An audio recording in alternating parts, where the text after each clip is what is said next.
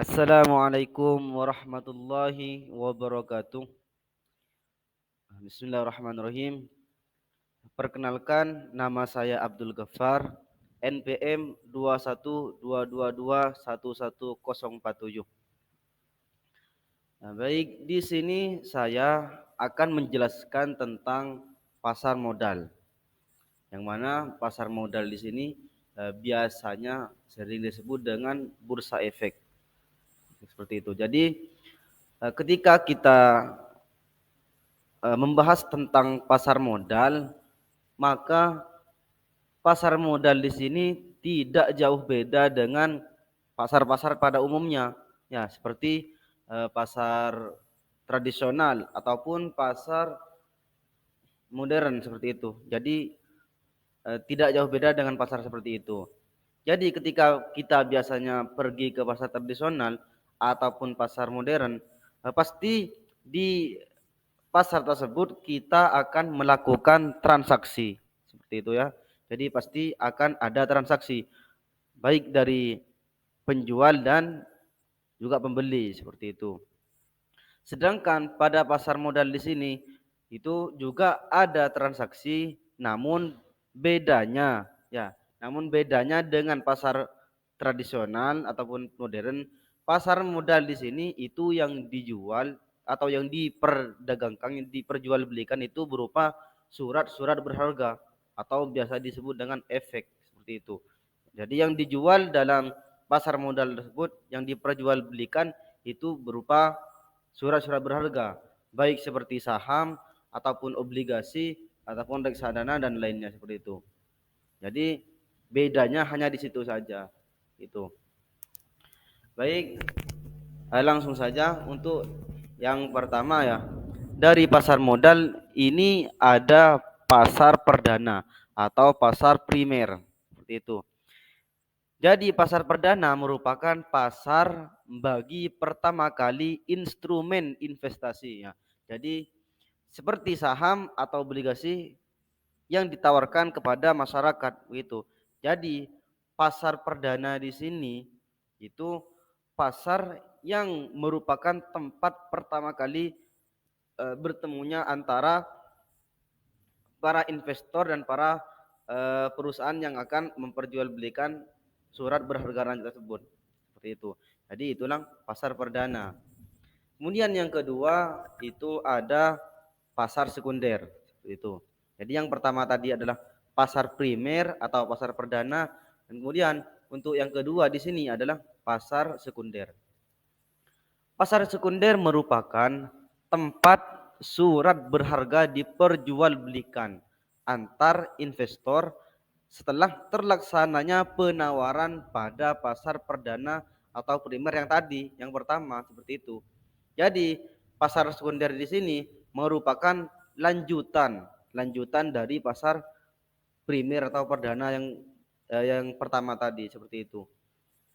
Maka di sini sudah ada contohnya, seperti misalnya kita atau Anda membeli saham di pasar perdana, ya seumpama saya membeli saham di pasar perdana atau pasar primer tadi, maka saya ini nanti bisa menjual kembali saham yang telah saya beli di pasar primer atau perdana tadi seperti itu. Itulah namanya pasar sekunder. Seperti itu. Jadi gampang ya, gampang. Untuk mengingatnya gampang. Yang pertama pasar primer atau pasar perdana dan yang kedua pasar sekunder seperti itu. Kemudian untuk selanjutnya ini ada instrumen keuangan atau apa ya biasanya yang diperjualbelikan dalam pasar modal tersebut seperti itu. Jadi adanya pasar modal gitu ya. Jadi adanya pasar modal itu untuk penghubung antara investor dan perusahaan-perusahaan yang ingin menjual surat berharganya seperti itu. Maka di situ ada pasar modal. Dan pasar modal sendiri itu sudah ada diawasi, pasar modal itu sudah diawasi oleh OJK atau Otoritas Jasa Keuangan seperti itu. Jadi pasti aman. Jadi seperti kita seorang pemuda, maka seharusnya kita sambil belajar untuk menginvestasikan terhadap pasar modal seperti itu. Tujuan apa? Ya agar kita tahu bagaimana peran pasar modal di negara kita ini sendiri seperti itu. Jadi itulah tujuan mengapa saya di sini menjelaskan tentang pasar modal. Dan selanjutnya untuk instrumen keuangan itu ada 3. Yang pertama ada saham, kedua ada obligasi, dan ada reksadana seperti itu. Yang pertama saham. Saham sendiri merupakan sebuah bukti, jelas ya. Jadi sebuah bukti kepemilikan nilai suatu perusahaan seperti itu. Jadi saham di sini merupakan surat berharga yang mana menjadi bukti kepemilikan atas suatu perusahaan. Jadi nanti investor yang memiliki saham tersebut nanti akan mendapatkan dividen atau atau laba, keuntungan laba begitu. Nanti jadi seumpama saya membeli saham dari suatu perusahaan, maka nanti saya ini mendapatkan dividen atau keuntungan pembagian laba dari perusahaan tersebut seperti itu. Nanti itulah yang dinamakan saham. Kemudian yang kedua ada obligasi. Obligasi. Di sini obligasi merupakan surat hutang atau surat pinjaman dengan bunga tertentu dari pemerintah yang dapat diperjualbelikan. Gitu. Jadi termasuk yang diperjualbelikan dari dalam pasar modal itu ada obligasi. Jadi ketika seumpama seseorang itu ketika membeli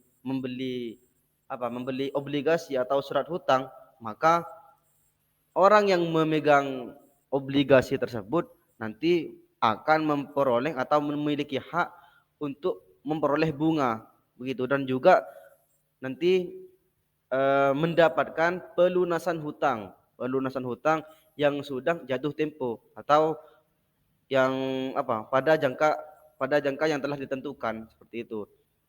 Itulah obligasi. Kemudian yang ketiga ada reksadana. Reksadana di sini merupakan suatu wadah yang dipergunakan untuk menghimpun dana dari masyarakat pemodal yang selanjutnya diinvestasikan dalam portofolio efek. Seperti itu. Jadi adanya reksadana di sini itu sebagai wadah. Wadah untuk apa? Yang dipergunakan sebagai menghimpun dari dana dari masyarakat pemodal atau para investasi begitu. Jadi itulah reksadana. Jadi itu merupakan instrumen keuangan. Jadi yang pertama ada saham, yang kedua ada obligasi, dan yang ketiga ada reksadana gitu. Untuk mungkin hanya itu yang bisa saya sampaikan, kurang lebihnya saya mohon maaf apabila ada kesalahan dari segi penjelasan atau dari kata-kata yang masih salah, saya mohon maaf sebesar-besarnya. Kurang lebihnya mohon maaf. Wallahu muwaffiq ila aqwamit thoriq. Wassalamualaikum warahmatullahi wabarakatuh.